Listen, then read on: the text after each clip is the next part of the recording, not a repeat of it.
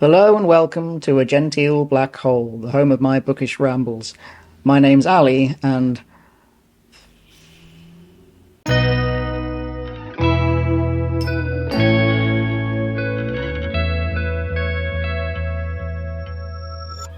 October was a weird month for me.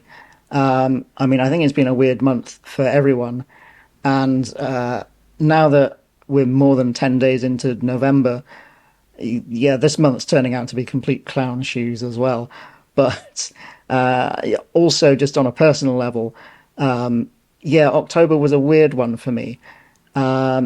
It's probably the fewest number of books that I've finished in a month since I had a medical emergency at the end of 2022. This was just, purely my mental state rather than anything physical. But yeah, it's been a weird and kind of tough month, and I didn't get as many books finished as I would have liked. Some of the books that I read, I really enjoyed. Some of them were kind of hard work, and I also had one DNF. But yeah, the books that I finished, I only finished three in the whole month. Um, Part of that was because some of the books that I read were either longer or just more dense, so they took me longer to read. But then also, yeah, I did have a struggle to settle into a new book towards the end of the month. But yeah, I will go into more detail about all of that now. Great intro. You can tell already. Yeah, doing great. The first book that I finished in October was Masquerade by Terry Pratchett. That's the 18th Discworld book overall, and also the fifth in the Witches sub-series. It's kind of a parody or a pastiche, homage to The Phantom of the Opera, and it stars Granny Weatherwax, Nanny Ogg, and their new witchy recruit Agnes Nitt. I have done a full video review of that, so I'll put the link somewhere up there-ish. So I won't go into too much detail about the plot and everything, but suffice it to say, I enjoyed it. It's not quite top tier Pratchett for me, partly because there's just too many fat jokes at Agnes's expense that I just found a little bit off-putting, and also it is parodying source material that I'm not especially familiar with. So those two elements kind of keep me from like fully embracing it. But like structurally and character wise, it is very good. So, I think it's a case of I'm I'm judging it extra harshly because I just generally love Pratchett so much, and I know how much I can like fully adore his books when he's firing on all cylinders and working with stuff that really appeals to me. So yeah, don't let this put you off if you want to try Masquerade. Obviously, if you know that the fat jokes will be a problem for you, then maybe do give it a miss, or at least go in knowing what you're in for. But otherwise, yeah, don't let me put you off, because it is good, and it's just personally not quite my favourite. But yeah, overall, worth a read. My second book of the month was Troilus and Cressida by William Shakespeare. This is, I think, the third Shakespeare book that I've read in the past couple of months. I mean, not my third, like, ever. I've read quite a lot of Shakespeare and seen quite a lot of Shakespeare. But Troilus and Cressida is a play that I have never seen and I had never read until last month. And I have to say, of all the Shakespeare plays that I've read, this is probably the hardest work. It's set during the Trojan War, which I know a bit about from cultural osmosis. Helen of Troy and all of that, but I've not really read extensively on the Trojan War, so I wasn't going into it kind of knowing all of the characters intimately. Obviously, I've heard of a lot of the characters: Ulysses, Achilles, Ajax, Mr. Muscle. Sorry, that's probably not going to work for anyone outside the UK. But I didn't know going in really what the story was about. And it starts in the middle of the action. The Trojan War is already going on as the play begins. And it kind of ends in the middle of the action as well. It's a very confounding play. The structure is very strange. It starts with a lot of very long scenes that are full of debates, both sides debating with their respective leaders about what strategies, what war tactics to do. It's very verbally dense. This play took me about 10 days to read. A play doesn't usually take me that long, even a Shakespeare play. But the sheer density, it was a real slog just trying to understand each scene, what each character was saying and why.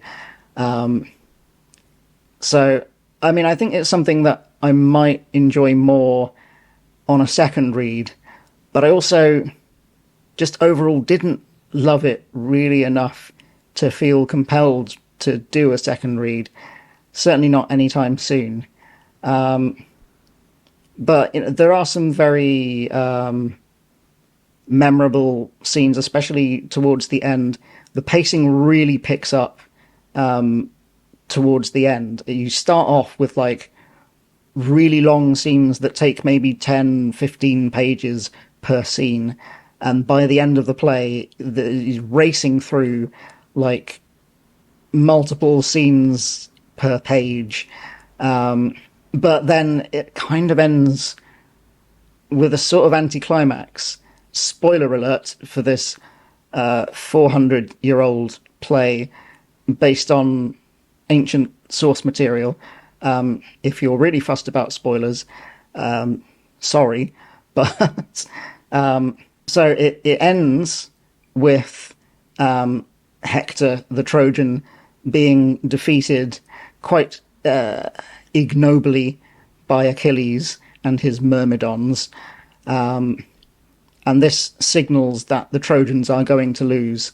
But you don't actually get the very end of the Trojans actually being defeated. It's just oh no, we're going to lose now.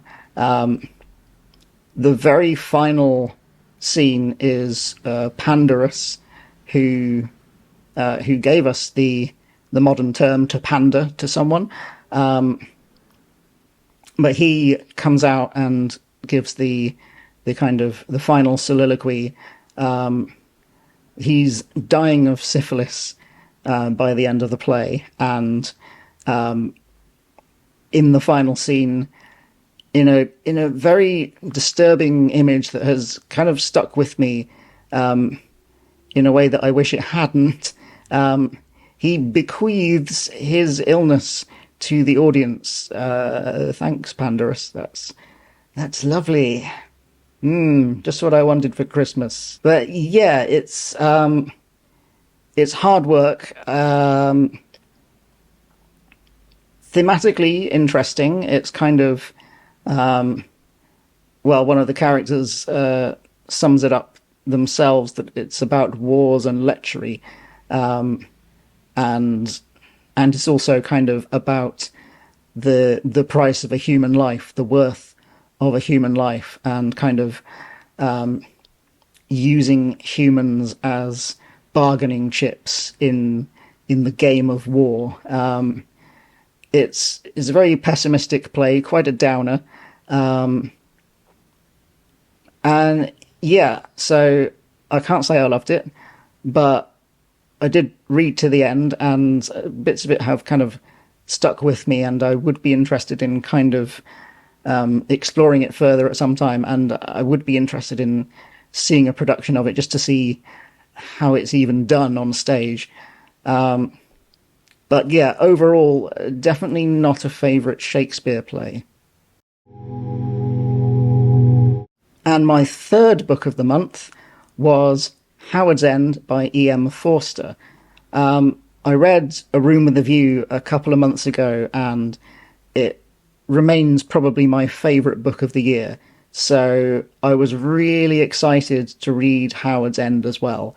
I remember seeing the film a few years ago, but I don't really remember anything about it, just the general vibe of it. And I did enjoy the book, but again, it took me a while to read, despite being not like super long. But I read it quite slowly, quite contemplatively, and by the end of it, I kind of I got it. I understood like fairly well what E.M. Forster was doing, but I didn't enjoy it as fully as A Room with a View. And maybe it's unfair to compare the two books, but you know, A Room with a View is full of spring. Basically, it's a very spring book. It's bursting with life. Howard's End is much more somber in tone, and while I can dig that, it maybe just wasn't quite right for my mood at the moment. And not to go into like too much detail, but like the last couple of days that I was reading it, I did hear some very sad news from a friend that kind of cast a shadow over everything that I was reading, and probably kind of just made me unable to really appreciate what I was reading. I kind of read the last 60, 70 pages in a bit of a daze. So it's something that I definitely want to reread when I'm in a better state of mind to discuss it properly. Yeah, I won't go into any more detail about that one, just because I don't think I can do it justice at this moment. It's definitely one that I need to reread, because I think I could love it, but this particular read through I didn't really, which I was kind of disappointed about. But also, like, you know, it's just stuff going on that yeah, made it hard to really embrace the book. And that shadow on my reading continued for basically the rest of the month. I tried to start a book of plays by Chekhov, but when I read the introduction, I realized that a couple of the plays deal with subject matter that I just don't want to be reading about right now. So I've put that aside. I'm not even counting it as a DNF, because I do intend to read it, but it was more of a did not start. My next book that I got some of the way through was The Road to Roswell by Connie Willis. And I've read a fair amount of Connie Willis, and I especially love her Oxford time travel novels. But this one, Road to Roswell, it's her latest one, and unfortunately, it's continuing the the curse of sci-fi that I am suffering from at the moment. I didn't get on with this book at all, and I had to DNF it after about 150 pages. It's a sci-fi rom-com type thing. It's about a woman called Francie who she goes to Roswell to attend the wedding of a friend, and be her maid of honor, with the ulterior motive of talking her friend out of the wedding because her friend is marrying a UFO conspiracy theorist nut job. Hence the wedding being in Roswell. However, while Francie is running errands, she is carjacked by an alien. And it's quite a fun idea, but I just found that no matter how far into it I was getting, at no point did I start caring about anything that was going on, and I found the sheer amount of dialogue really off-putting. It was endless conversations that kind of almost felt like Connie Willis would rather have written this as a screenplay as opposed to a novel. And it's very overthinky, which is true of a lot of her books, I must admit. There's a lot of the dialogue is characters debating back and forth. Oh, what if we try this? Oh, well, that won't work because this. Back and forth until they decide to do something. It almost felt to me more like the kind of conversations that that I would have with fellow D&D players during a campaign, which they're fun conversations to have in character, but they're not at all compelling to read on the page. So after a while, yeah, I had to admit defeat, and I DNF'd that one. Actually, another really annoying thing is just the size of the book, the format of the book. It's a paperback, but the page size is like a hardback. It's much bigger than any other paperback that I've got. I would rather it was normal page size and thicker, because it was very uncomfortable to hold. That's just by the by. That's not why I DNF'd it, but yeah, I don't know why they published it like that, because yeah, bad design. Inspired by Reed Becker, whose channel I really enjoy, I thought I would also have a little chat about some of the other stuff I've enjoyed this month besides books. So one thing I do is every day I listen to at least one album. So I kept a tally in my TARDIS notebook, and my most played artists of the month were XTC with 11 albums. I went through all of their albums in chronological order, which overlapped slightly into the start of November, so that's not quite all of them, but yeah, I listened to them in a fairly solid block. They're one of my long-standing favourites, and it was really nice to revisit all of their stuff in order. I'm actually considering making a whole video about ranking their albums. I know this is my BookTube channel and not a music review channel, but yeah, maybe let me know in the comments if you'd be interested in a video like that, or if you think I should stick to my lane and stick to books. Anyway, another most played artist was Gentle Giant, the prog band, with 7 of their albums. Again, I went in chronological order with them. I also listened to 4 Henry Cow albums. 4 by Cheer Accident, 3 by Field Music, including their new one, which is really good if you like that sort of thing, which I do. 2 by Fugazi and 2 by Van de Graaff Generator. There was also 1 album each from John Coltrane, Claude Debussy, Chavez, Slint, and Stephen Evans, who is the drummer from my band Bug Prentice, who has some wonderful solo albums that you should definitely check out. I didn't watch any films last month, but my TV viewing included 11 episodes of Taxi. I got to the end of season 2. 11 episodes of Cheers. When I finished Taxi, I started on season 3 of Cheers.